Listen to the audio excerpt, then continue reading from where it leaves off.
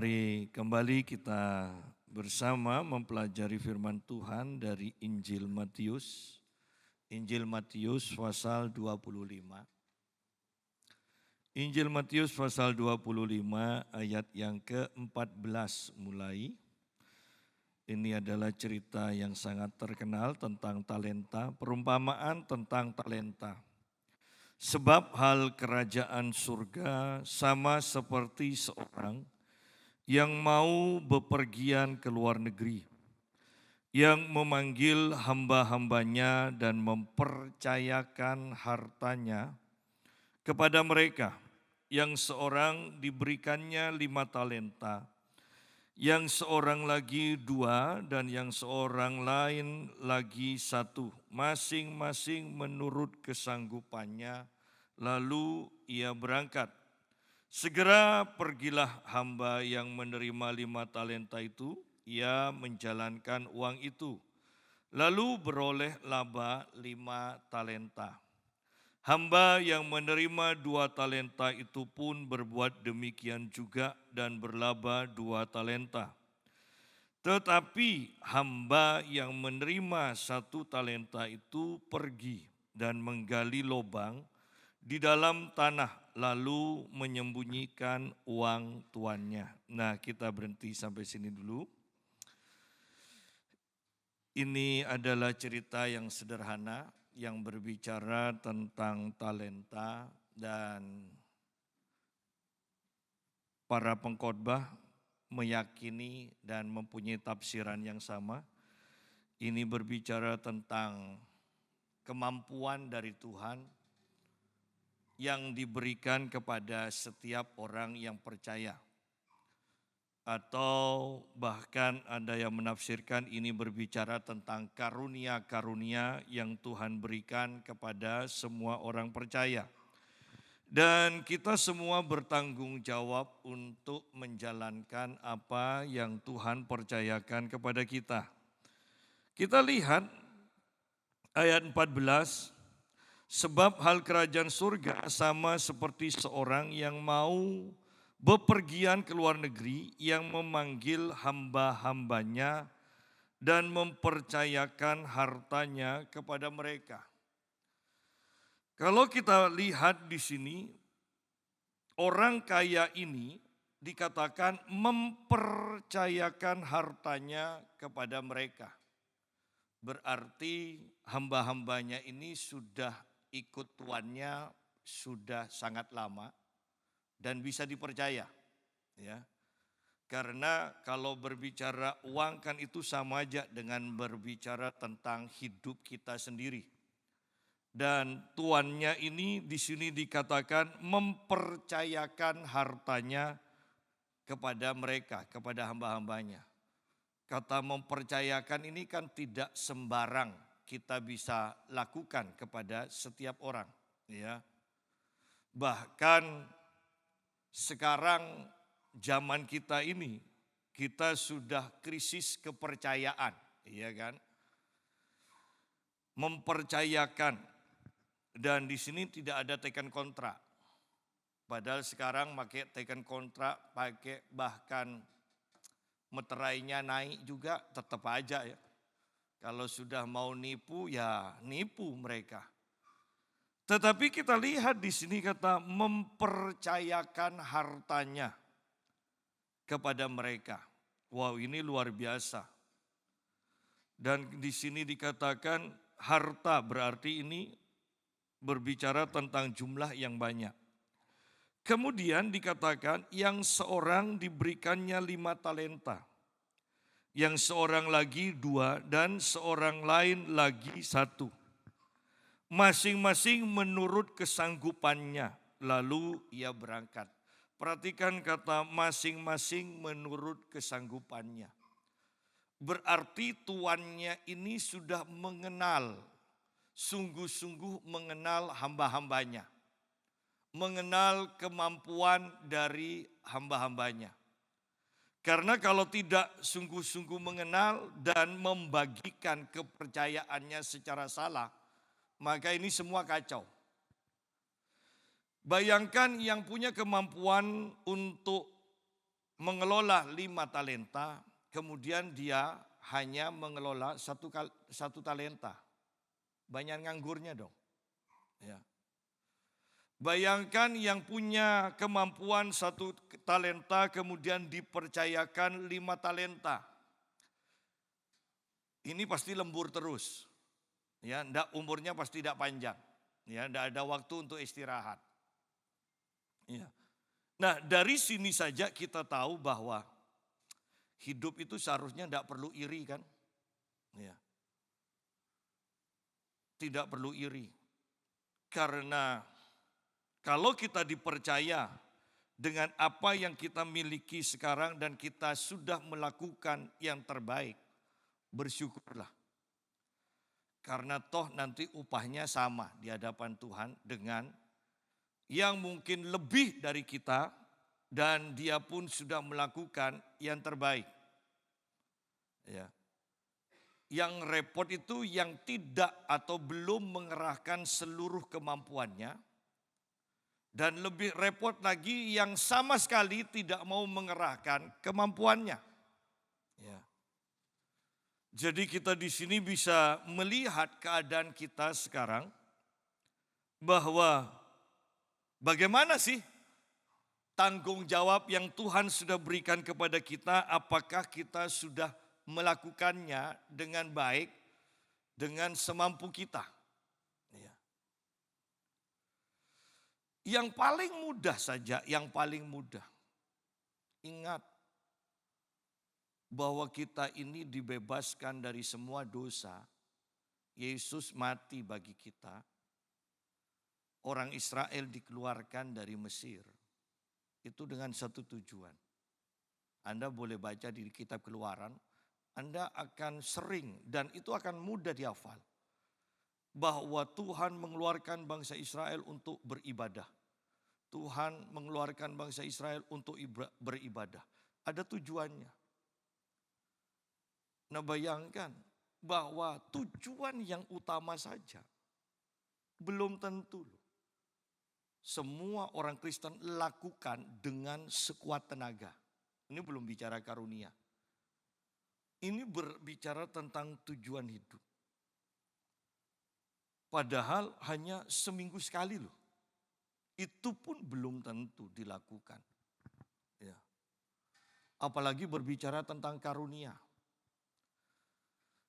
Karena lebih repotnya lagi karunia, belum tentu semua orang Kristen itu tahu karunianya, ya, talenta yang Tuhan percayakan kepada dirinya. Belum tentu tahu. Ya. Karena tidak tahu, oleh karena itu hanya sedikit orang Kristen yang bergerak dengan talentanya. Kebanyakan kalau mau jujur, orang-orang Kristen kita menemukan lebih dari separuh itu hanya penonton. Yang bahkan kalau mau masuk lebih dalam lagi tidak ngerti apa-apa. Ya. Tidak ngerti apa-apa sehingga tidak punya pengalaman dengan Tuhan. Paling kemudian kita tahu mereka punya masalah, minta didoakan, selesai. Kemudian tidak ada apa-apa lagi. Nanti kalau ada masalah lagi datang lagi. Ya. Gereja hanya dipenuhi oleh orang yang seperti itu. Kemudian datang ke gereja lagi. Tersinggung harus dihibur. Datang lagi tersinggung harus dihibur lagi. Kenapa bisa seperti itu? Karena kita ini tidak tahu talenta yang Tuhan berikan kepada kita. Akhirnya isinya hanya seperti itu. Ya. Nah, mari kita lihat di sini bahwa ketika kita berbicara tentang hamba, berarti orang-orang ini sudah berani, ya kan? Hamba berarti punya kerendahan hati.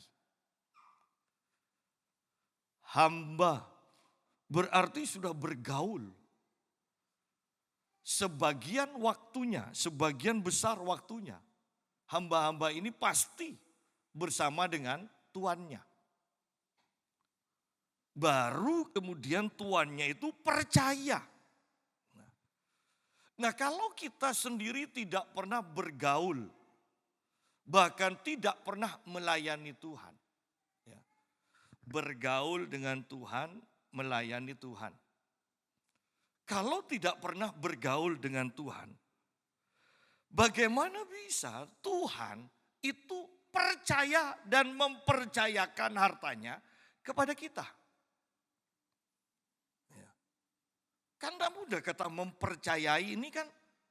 Untuk bisa percaya kepada seseorang butuh waktu yang panjang. Butuh waktu yang panjang. Karena ini pun dengan waktu yang panjang pun ada resiko, yaitu kita akan ditipu bahwa kepercayaan ini akan hancur loh. Oleh karena itu, mari kita lihat di sini. Berapa banyak waktu kita pakai untuk bergaul dengan Tuhan setiap hari? Berapa banyak waktu? Berapa banyak waktu kita pakai untuk beribadah? Apakah seminggu sekali itu terlalu banyak? Bagaimana kita bisa mempercayai seseorang yang hanya bertemu seminggu sekali?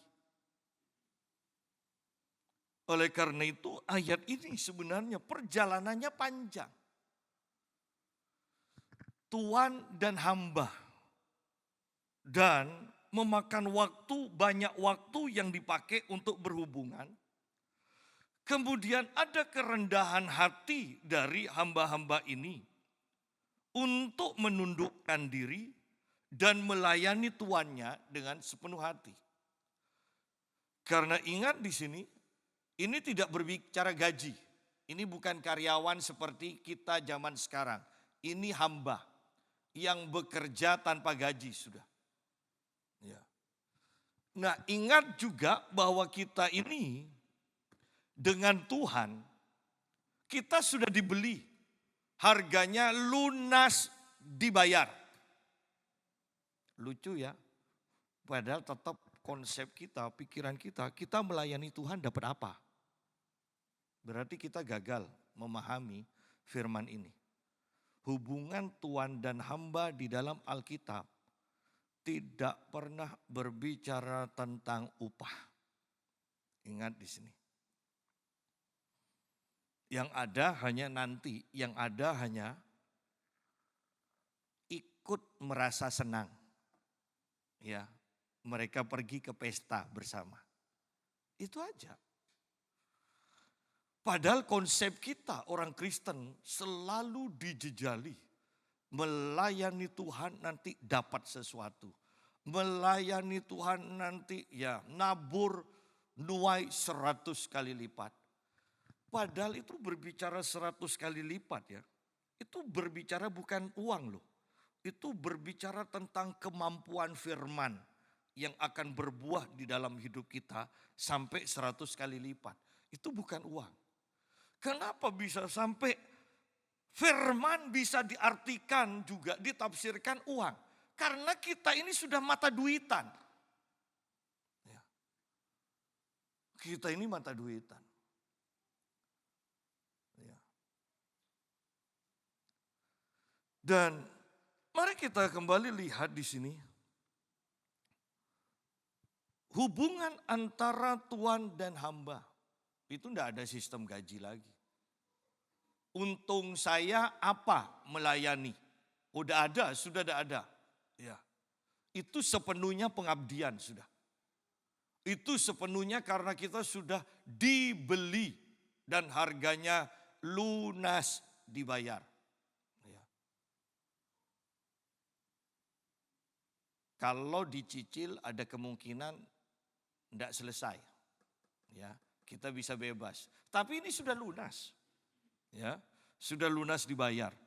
Oleh karena itu mari pikirkan kehidupan kita orang Kristen dengan Tuhan, hubungan kita. Tidak usah berdebat lah. Kenapa? Karena kita hamba. Dia Tuhan. Dia sudah beli kita. Tidak usah berdebat, apalagi menyalahkan Tuhan. Sedikit-sedikit nyalahkan Tuhan, sedikit-sedikit nyalahkan Tuhan, sedikit-sedikit tanya, kenapa Tuhan, kenapa Tuhan? Ya. Hamba tidak seperti itu. Hamba tidak seperti itu. Yang seorang diberikannya 5 talenta, yang seorang lagi 2, dan yang seorang lain lagi 1. Bayangkan di sini kalau kita masih punya hak, ya, mempertahankan hak. Kan pembagian ini ada di hadapan mereka kan? Ini pasti di sini aja sudah tengkar. Ya. Sering gereja tengkar, pembagian tugas segala macam kayak kan? Kalau Natal, Paskah segala macam, ya. Kemudian ngambek, ya. Enggak, enggak adil. Kalau yang bikin capek saya, yang itu enak, hanya ini. Nah, ya. Ingat loh, di sini pun bisa saja mereka sudah tengkar. Tetapi karena mereka hamba, ketika pola pikir kita dipenuhi dengan pola pikir bahwa kita hamba, Yesus adalah Tuhan kita, dan kita sudah dibeli, kita tidak akan saling iri, saling dengki, tengkar, saling menjatuhkan. Ya, tidak akan. Bahkan tidak akan menyalahkan tuannya di sini. Ini kalau mereka tidak punya hati hamba. Sampai ayat 15 saja, 2 ayat saja pertama, sudah tengkar. Ya, sudah tengkar. Bersyukur di sini belum tengkar. Ya, masing-masing menurut kesanggupannya. Sudah dibagi, kemudian tuannya itu dikatakan lalu ia berangkat, pergi meninggalkan. Bayangkan kepercayaan seperti apa ini. Ya. Betapa kita ini dipercaya loh sama Tuhan. Kita diperlengkapi dengan berbagai kemampuan. Diperlengkapi dengan berbagai karunia. Dan kemudian Tuhan pergi juga. Nanti kita lihat bahwa ayat 19 itu berbicara lama sesudah itu pulanglah Tuhan hamba-hamba itu. Lama. Berarti ketika kita bekerja untuk Tuhan, kita itu butuh ketekunan. Kata lama kan bisa bosan, bisa capek. Mungkin kita bahkan ketika ketemu masalah, tidak ada penyelesaian, kita kan sudahlah berhenti sampai di sini aja.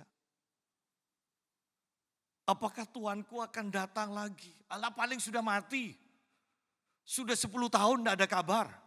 Ya kan? Berhenti, capek.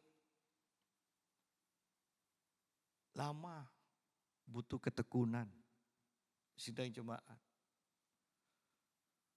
Butuh ketekunan.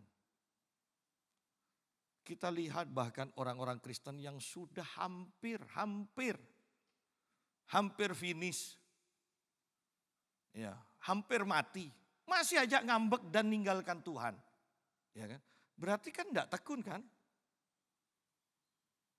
Pak sudah bertekun, Pak sudah 50 tahun. Tapi kan Tuhan inginnya 51 tahun kan? Berarti tidak selesai juga. Sidang jemaat. Di sini kita bertekun sampai tuannya datang. Yesus belum datang. Kita belum mati. Jangan berhenti di tengah jalan. Ya. Hitung-hitungannya kacau. Pekerjaan kita akan jadi sia-sia kalau berhenti di tengah jalan. Bayangkan Anda lari maraton, kemudian finish sudah di depan mata. Dan Anda katakan, injek enggak ya, injek enggak.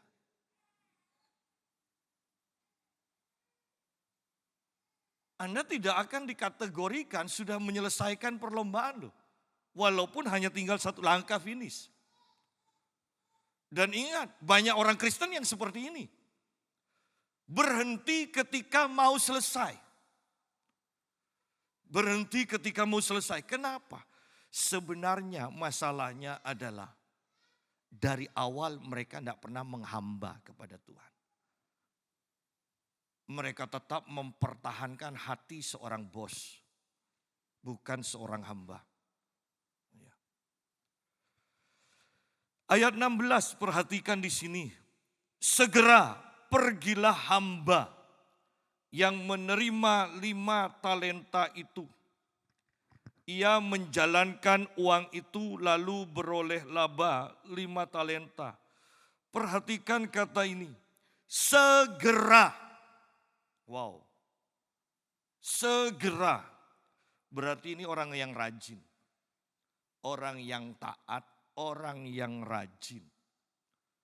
Orang yang tidak pernah berpikir terlalu panjang, yang penting taat. Ya kan? Ingat loh, kita hamba loh. Kalau bos boleh banyak mikir. Ya kan? Kita sudah diajar, baik Pastor GMM Mutu, Pastor Persinoa, mengajarkan bahwa kalau mau bergerak dengan iman, tanggalkan logika. Ya. Kalau kita masih pakai logika, banyak mikir, tidak mungkin bisa bergerak dengan iman. Sungguh-sungguhkah kita bisa membagikan dengan penuh kepercayaan bahwa 5 roti 2 ikan di hadapan kita ada 5.000 orang laki-laki. Kalau 5.000 orang laki-laki bawa separuh aja, bawa istrinya, sudah, ya kan? Sudah 7.500. Kalau mereka zaman dulu kan tidak ada KB kan? Berarti anaknya banyak. Kalau bawa 5 anak aja, kan umurnya panjang, tidak ada kerjaan, pasti anaknya banyak. 5 aja dibawa, sudah berapa? Dan kita dengan PD-nya bawa 5 roti 2 ikan. Itu logika mau kemanapun diputer-puter, tidak akan berani kita bawa nampan itu. Ya, tidak akan berani. Itu iman. Butuh iman, di mana logika harus ditanggalkan. Ya. Sayangnya kita sekarang diajar oleh kebanyakan pengkhotbah yang pandai, yang mengandalkan logika, yang bukan hidup dengan iman. Sayangnya kita juga diajar oleh pendeta-pendeta yang pengusaha dan tetap pengusaha tetapi mau jadi pendeta. Sehingga mereka tidak pernah punya pengalaman. Mereka mengandalkan doa ketika kekurangan dan Tuhan kirim burung gagak untuk menyediakan makanan. Kekristenan kita sedang mengalami kehancuran. Karena kita dipimpin oleh orang-orang yang logikanya kuat. Tetapi iman tidak pernah diaktifkan. Kita dipimpin oleh orang-orang yang akan mengatakan, untuk apa jalan di atas air kalau memang ada kapal? Untuk apa berdoa kepada Tuhan kalau memang sudah ada dokter? Sidang jemaat. Bahwa semuanya harus dibawa dalam doa, bahkan mungkin hanya sakit kepala. Kenapa? Karena kita mengerti bahwa Tuhan ingin selalu dihubungi. Bahwa Tuhan ingin selalu kita andalkan. Bahwa Tuhan ingin kita ingat bahwa semuanya dari Dia. Itu aja. Kita sekarang diajar kalau hanya masalah kecil tidak usah bikin repot Tuhan. Bukan soal repot, tidak repot. Tuhan pasti tidak repot. Yang Tuhan inginkan kita selalu terhubung dengan Tuhan. Kita jarang diajarkan seperti itu. Kita diajar bagaimana menjadi orang berhasil secara jasmani. tetapi tidak sampai ke dalam taraf hati hamba yang mengerjakan karena ketaatan. Sudah titik. Mengerjakan hanya karena taat.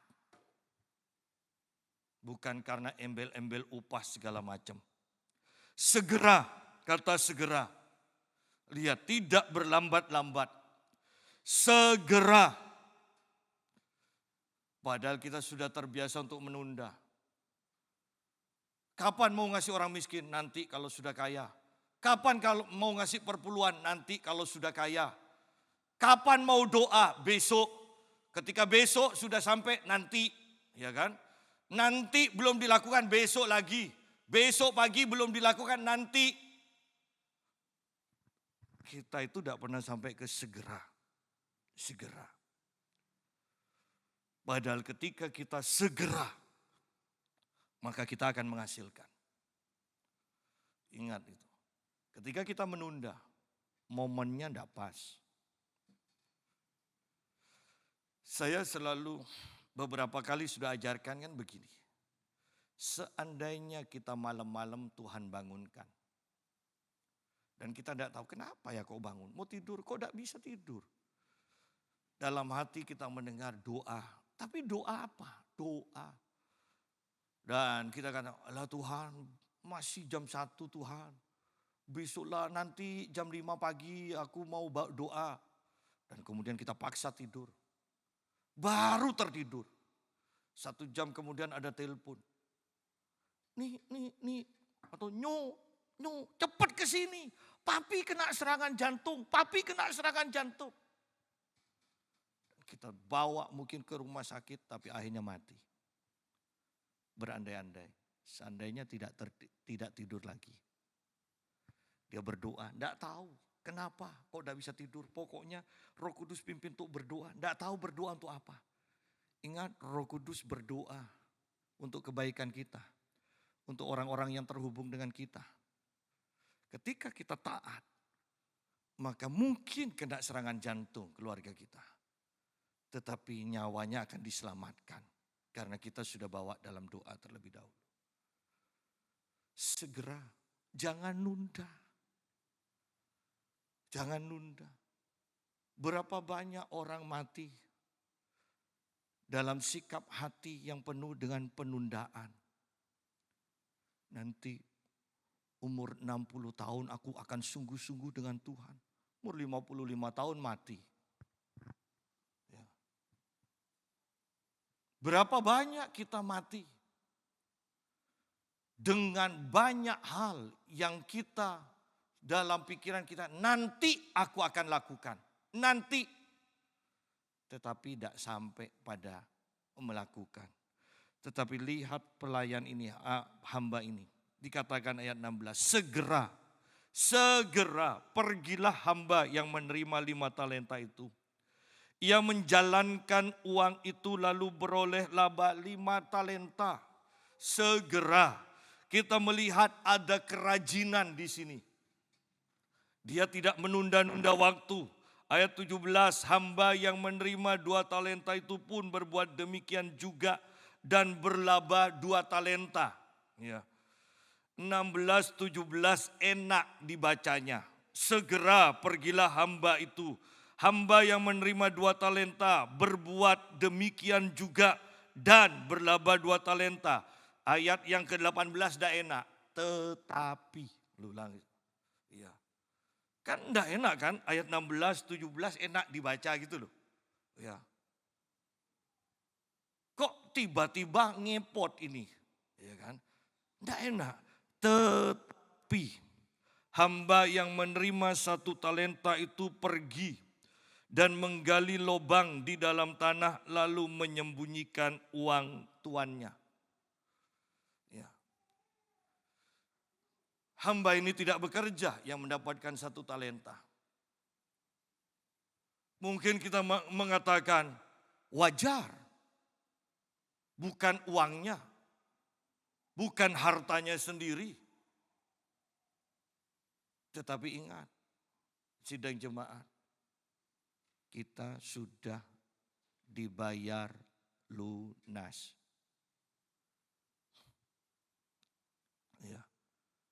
Oleh karena itu kita menemukan ayat, kerjakanlah segala sesuatunya seperti untuk Tuhan. Ya. Hamba ini menggali lubang di dalam tanah lalu menyembunyikan uang tuannya. Dan kalau kita lihat nantinya, seakan-akan kita bisa membaca pikiran hamba ini. Kok enak, aku yang kerja, tuanku yang menikmati. Aku tidak dapat apa-apa. Ingat di sini, ini tidak dapat apa-apa. Maukah kita melayani tanpa mendapatkan apa-apa? Puji Tuhan kita di kota kecil. Gereja masih banyak yang murni. Kalau di kota besar, Anda tidak akan menemukan jemaat yang benar-benar jemaat melayani. Semua pelayan itu semua dibayar.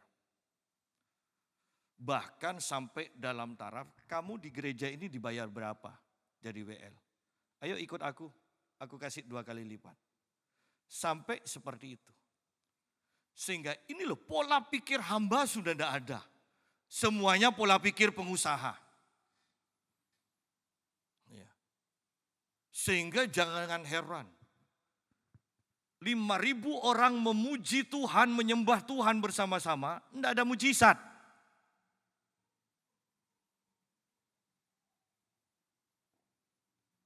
Ada ajaran dari seorang ahli musik. Pelayan Tuhan, tanda kutip, pelayan Tuhan di gereja. Ada pelajaran yang seperti ini. Ingat, WL tidak bertanggung jawab untuk mendatangkan hadirat Tuhan. Karena pengurapan itu ada di dalam, kelihatannya benar. Di dalam masing-masing orang percaya, semuanya sudah diurapi. WL itu hanya memimpin pujian supaya ribuan orang bisa mengikuti WL itu, tidak kacau. Tetapi WL tidak bertanggung jawab untuk mendatangkan hadirat Tuhan. Wow, kelihatannya benar?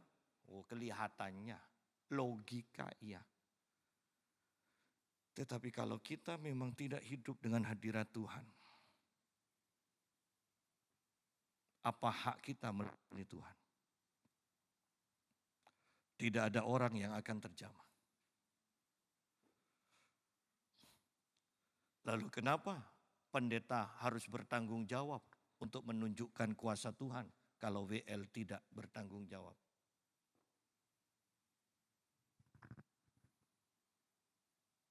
Kalau memang semua orang penuh dengan pengurapan, mengapa di beberapa gereja saya berteriak di dalam nama Tuhan Yesus, semua kuasa roh jahat aku ikat, aku perintahkan keluar. Dan bahkan orang-orang yang ada di balkon-balkon bisa manifestasi. Sidang jemaat. Banyak pengajaran yang harus kita hati-hati sungguh-sungguh.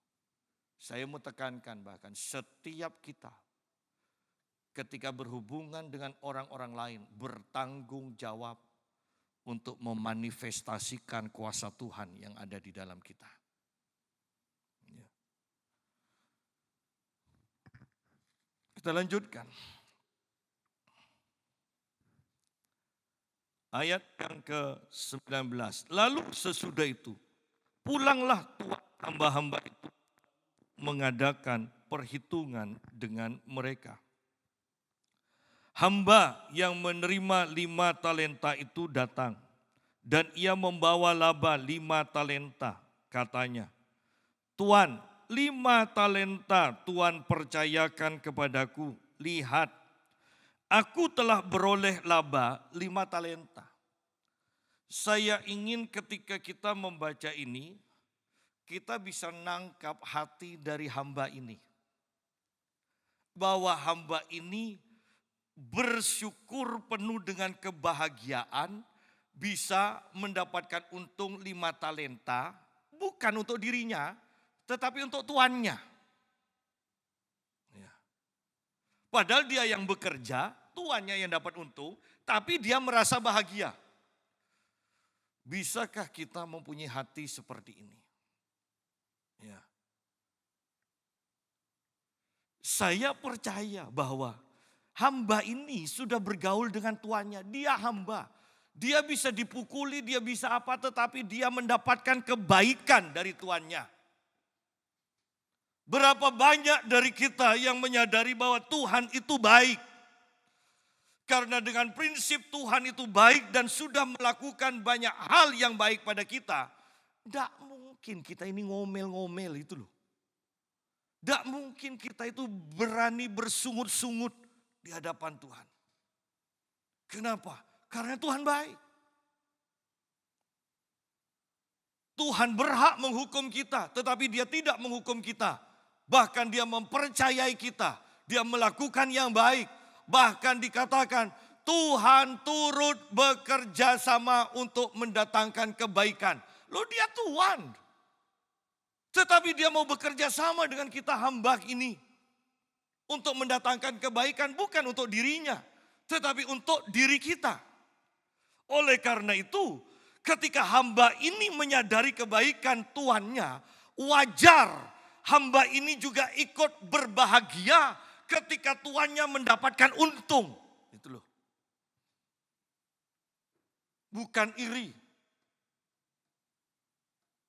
Bukan iri.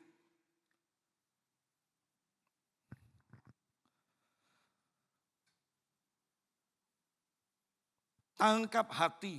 Saya terutama mau menekankan ini. Tangkap hati dari hamba ini. Bukan miliknya. Dia yang kerja, bukan miliknya. Dia tidak dapat upah juga. Tetapi dia ikut merasakan bahagia ketika tuannya bahagia. Ya. Ayat 21, maka kata tuannya itu kepadanya, baik sekali perbuatanmu itu, hai hambaku yang baik dan setia. Engkau telah setia dalam perkara kecil, aku akan memberikan kepadamu tanggung jawab dalam perkara yang besar. Masuklah dan turutlah dalam kebahagiaan Tuhan. Ya, jadi hamba ini hanya ikut merasakan kebahagiaan tuannya. Pak Yusa, tapi kan itu dari tanggung jawab kecil sekarang dikasih tanggung jawab yang besar. Oh iya, tapi ingat loh, untungnya dari tanggung jawab yang besar tetap tuannya. Dia tidak dapat apa-apa. Dia hanya dapat kebahagiaan. Ya. Daripada punya uang tidak bahagia. Ya. Ayo kita pikirkan. Bisakah kita merasakan kebahagiaan Tuhan kita? Dan ikut berbahagia. Ya. Ketika Tuhan kita berbahagia, pemazmur katakan, sukacita Tuhan itu adalah kekuatan kita. Ya.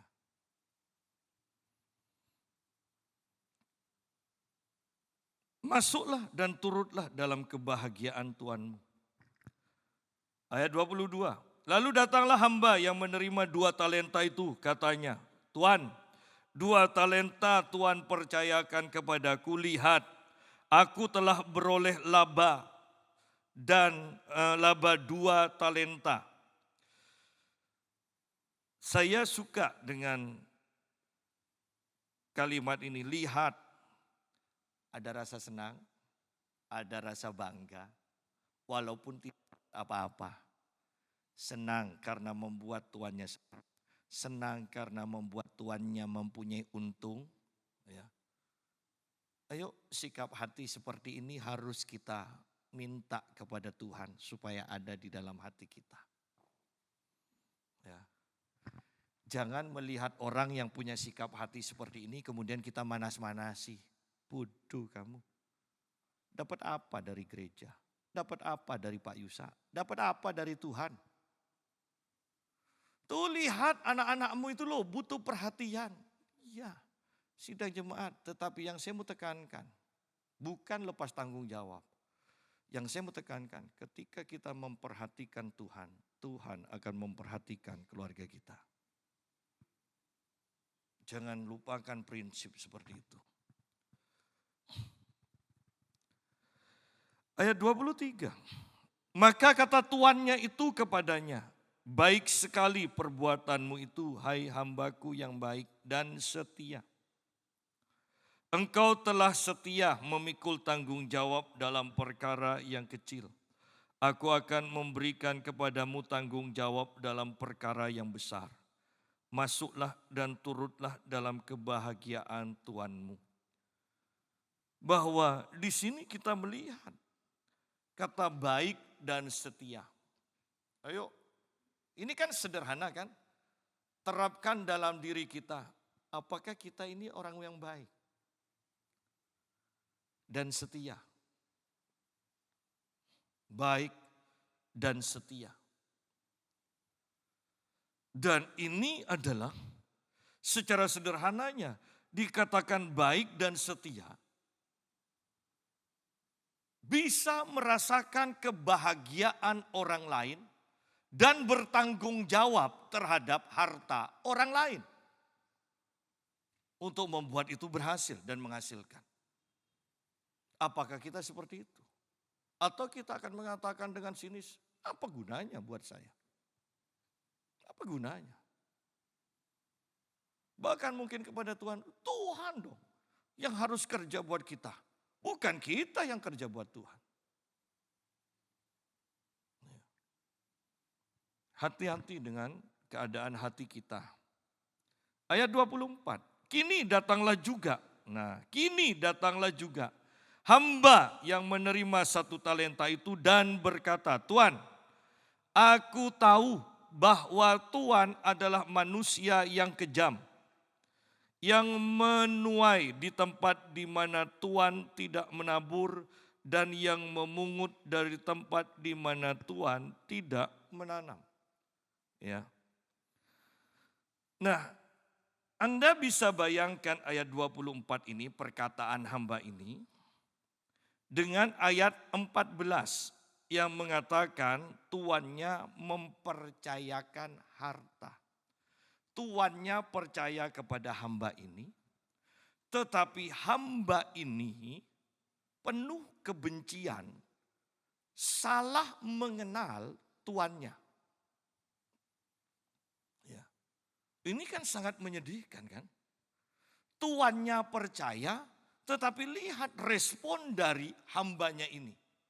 Hatinya jahat, bahkan jahat kepada tuannya, jahat memperkirakan sifat tuannya. Ya. Berapa banyak kita menuduh Tuhan? Rabu yang lalu kita sudah bahas. Jangan sesat. Tuhan hanya memberikan yang baik. Yang tidak baik itu bukan dari Tuhan. Tuhan hanya berurusan menyembuhkan dan memberi kita kesehatan. Yang membuat kita sakit itu adalah setan. Itu adalah pencuri. Jangan dibalik. Ya. Jangan dibalik. Karena kalau kita mengatakan Tuhan yang memberi penyakit, maka kita sesat. Alkitab katakan.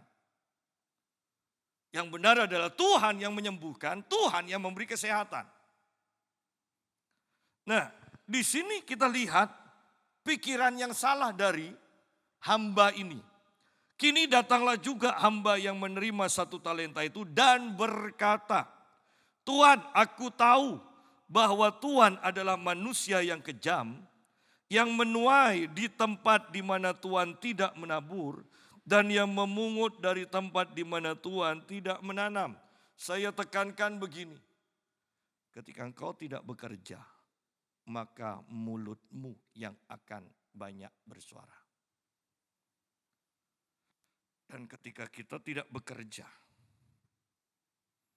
maka kita tahu bahwa hati kita, ingat, tanpa kita bekerja, saya mau tekankan, orang yang malas, hati dan mulutnya pasti jahat. Ya, orang yang bekerja, Tidak sempat mikir orang, tidak sempat ngata-ngatai orang. Ya. Paling mudah kalau di gereja. Yang ngomel-ngomel, yang nyalahkan itu yang kerja atau yang tidak ikut kerja. Lihat di sini. Yang selalu komplain dengan uang gereja. Yang dipakai uangnya pendeta juga. Yang ngasih perpuluhan atau yang tidak ngasih perpuluhan. Yang minta supaya yang ngasih perpuluhan itu dicatat namanya terus diumumkan. Yang minta seperti itu. Yang ngasih perpuluhan atau yang tidak ngasih perpuluhan. Aku akan memberi nanti kalau sudah dicatat. Nanti. Belum ngasih sudah mati dulu. Jangan nanti. Segera. Segera. Ketika kita tidak bekerja, ingat. Mulut kita yang akan banyak bersuara. Dan biasanya orang yang tidak bekerja mulutnya banyak bersuara.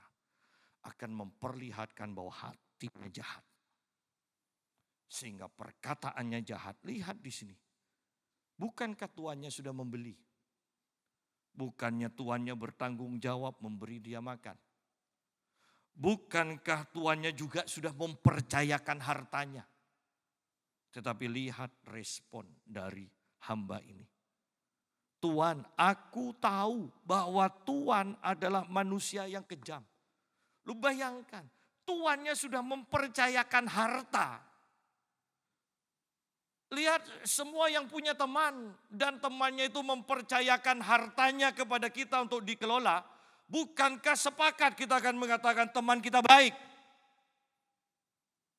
Loh ini hamba yang tidak punya hak, sekarang dipercayakan harta oleh tuannya.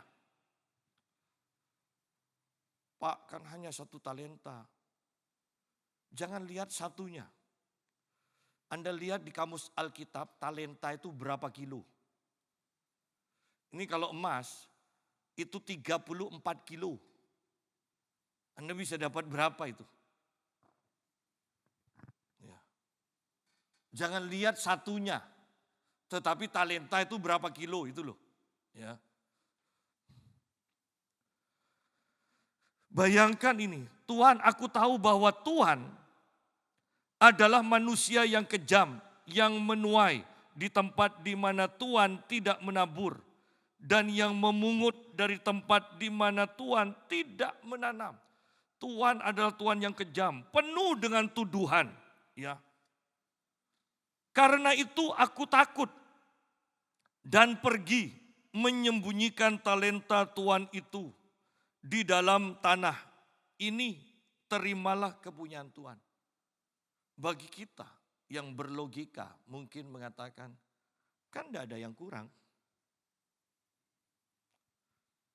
Tetapi bagi kita orang beriman, yang kita tangkap adalah hamba ini tidak mengerti hati dan keinginan Tuhannya.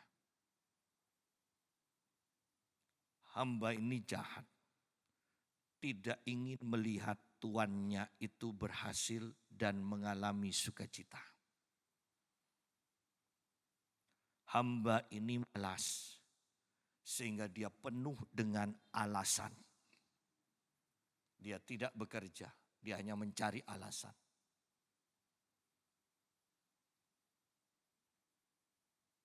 Hamba ini penakut. Aku takut. Kalau aku gagal, aku nanti dimarahi, aku dihukum. Aku takut. Kenapa takut? Karena dia tidak mengenal hati Tuhannya. Yesus katakan, jangan takut, jangan khawatir. Apa yang kamu akan makan, minum, pakai. Jangan takut. Kenapa? Karena Bapa tahu apa yang kita butuhkan. Dia sediakan. Nah, lihat di sini bahwa ketika kita kenal Bapa, ketika hamba ini kenal tuannya, dia tidak akan mungkin takut. Kenapa dia takut? Karena dia tidak mengenal dan tidak mau memahami akan hati dari tuannya. Kalau kita takut menghadapi hari esok, karena kita tidak kenal Tuhan kita, Alfa dan Omega, yang mempunyai bumi dan segala isinya. Kalau kita kenal Tuhan, berjalan untuk hari esok pun kita tidak takut. Kenapa? Karena kita tahu di hari esok pun Tuhan ada di sana. Dan Tuhan selalu turut bekerja sama dengan kita untuk mendatangkan kebaikan bagi kita.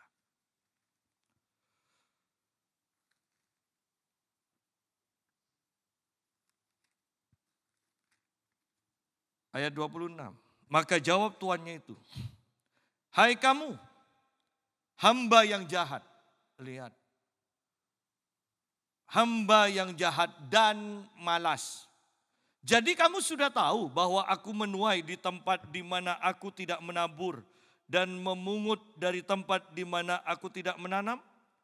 Karena itu, sudahlah seharusnya uangku itu kau berikan kepada orang yang menjalankan uang, supaya sekembaliku aku menerimanya serta dengan bunganya. Sebab itu ambillah talenta itu daripadanya dan berikanlah kepada orang yang mempunyai 10 talenta itu. Karena setiap orang yang mempunyai kepadanya akan diberi sehingga ia berkelimpahan, tetapi siapa yang tidak mempunyai apapun juga yang ada padanya akan diambil daripadanya. Dan campakkanlah, perhatikan ini, campakkanlah hamba yang tidak berguna itu ke dalam kegelapan yang paling gelap, di sanalah akan terdapat ratap dan kertak gigi. Hamba yang tidak berguna. Karena hamba ini jahat dan malas. Bagaimana kita tahu bahwa kita berguna? Ada hasil. Ya, kalau tidak ada hasil berarti tidak berguna dong. Sidang jemaat. Bahkan mungkin para suami dikatakan berguna di rumah kita kalau kita menghasilkan, ya kan? Istri kita akan mengatakan berguna. Tapi kalau laki tidak menghasilkan, kerjanya makan tidur, kata istrinya, "Dek gunanya." Jelas kan? Tidak ada gunanya. Bayangkan kita, ayo kita lihat sebentar di dalam kitab 1 Korintus. 1 Korintus pasal yang pertama. Ayat 7 sampai ayat yang ke-8. Atau ayat yang ke-5 sampai ayat yang ke-7 ya. Saya bacakan dengan cepat. Sebab di dalam Dia kamu telah, di dalam Kristus kamu telah menjadi kaya dalam segala hal. Dalam segala macam perkataan dan segala macam pengetahuan. Sesuai dengan kesaksian tentang Kristus yang telah diteguhkan di antara kamu. Demikianlah kamu tidak kekurangan dalam suatu karunia pun. Sementara atau sampai kamu menantikan pernyataan Tuhan kita Yesus Kristus. Lihat di sini bahwa ini loh keadaan kita. Tidak kekurangan satu karunia pun. Tuhan berikan semuanya. Ya, bukan 1 talenta, bukan 2 talenta, bukan 5 talenta. Segala karunia. Semua karunia. Tuhan percayakan kepada kita. Mau soal ngomong, mau soal pengetahuan, di sini dikatakan perkataan dan segala macam pengetahuan, Tuhan berikan pada kita, sampai Tuhan datang kedua kalinya, itu tetap ada pada kita.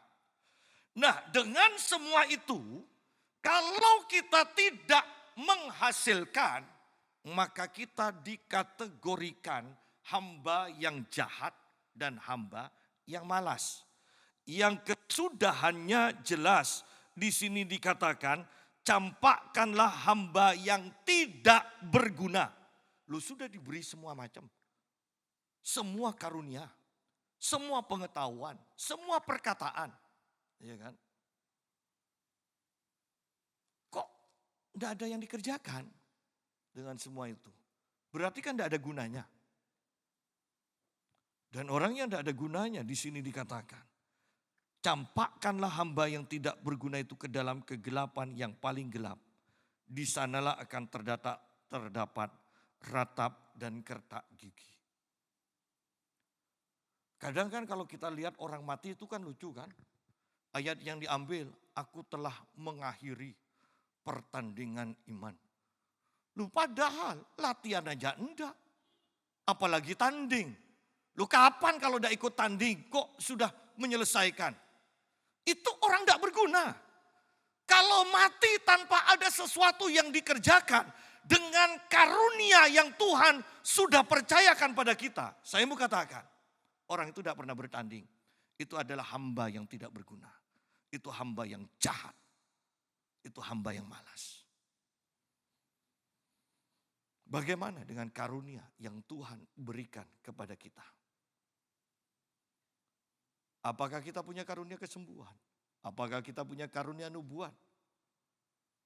Apakah kita punya karunia hikmat sehingga kita bisa memberikan nasihat kepada orang lain? Apakah kita menjadi kaya karena kita bisa memprediksi ekonomi ini akan mengarah kemana? Lalu dengan kekayaan, dengan karunia, dengan pengetahuan, apa yang sudah kau kerjakan? Kalau semua untuk diri kita, berarti belum ada nilai di hadapan Tuhan. Kita termasuk orang yang belum mengerjakan apa-apa. Tapi yang penting kan saya tidak merepotkan orang, Pak. Oh, tapi penilaian Tuhan bukan soal sekedar tidak merepotkan orang. Engkau berguna untuk orang lain atau tidak? Engkau berguna untuk kerajaan Allah atau tidak? Jelas di sini, berguna. Engkau tidak berguna. Kenapa? Sudah dikasih modal tapi tidak mengerjakan, tidak ada yang dikerjakan. Engkau tidak berguna. Aku sudah berbuat baik, engkau mengata-ngatai aku, engkau jahat. Bukankah banyak yang kau bisa kerjakan dengan satu talenta ini? Tetapi engkau menyembunyikan itu di dalam tanah. Engkau malas, tidak mau bekerja. Sidang jemaat, dengan karunia-karuniamu, apa yang kau sudah kerjakan untuk Tuhan? Dengan semua kebaikan yang Tuhan berikan, apa yang sudah kau kerjakan? Ya. Mari berpikir bahwa sewaktu-waktu kita akan bertemu dengan Tuhan. Ketika Tuhan bertemu dengan kita, apa yang akan dia katakan? Apakah dia akan mengatakan kepada kita, hamba yang baik dan setia? Ataukah dia akan mengatakan, engkau adalah hamba yang jahat dan malas? Kita bisa tahu kok sekarang dengan apa yang sudah kita kerjakan. Kita akan kira-kira kita akan mendapatkan yang mana, perkataan yang mana. Kita sebenarnya sudah tahu kok. Tetapi saya tekankan, masih ada waktu untuk berubah dan mengubah perkataan yang akan kita dengar ini. Ada waktu. Kasih karunia Tuhan cukup untuk mengubahkan kita di waktu yang sisa ini. Dan membuat kita menjadi hamba yang baik dan hamba yang setia. Yang akan merasakan kebahagiaan dari Tuhannya. Sidang jemaat, bekerjalah dengan karunia yang Tuhan percayakan pada kita. Saya bersyukur bahwa akhir-akhir ini saya banyak berdoa dan diminta untuk doa oleh orang-orang dari berbagai kota, khususnya ngusir setan. Dan banyak loh aneh-aneh. Iya, aneh-aneh. Saya dapat WA apa? Tolong saya. bawa dalam doa. Kenapa? Ya istri saya mimpi dikejar-kejar dan disuruh ikut oleh naga. Lalu sejak itu istri saya tidak mau dan kemudian saya ini buka warung Pak. Masak nasi itu tiap saya masak 3 jam busuk, 3 jam rusak. Ya.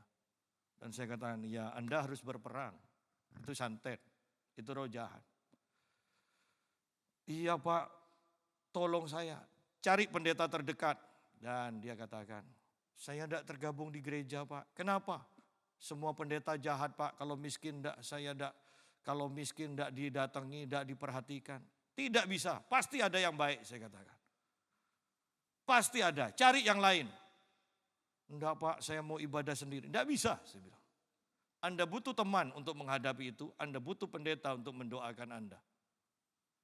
Tetapi yang saya mau tekankan, lihat, saya melihat banyak masalah. Tetapi yang kedua, bukankah mengenaskan melihat jemaat tidak berdaya? Bukankah Tuhan sudah memperlengkapi kita dengan kuasa dari tempat yang maha tinggi? Kemudian yang ketiga, kita sedih melihat jemaat yang kepahitan. Sayangnya dalam kepahitan ini kita menjadi sombong. Ibadah sendiri dengan istri di rumah.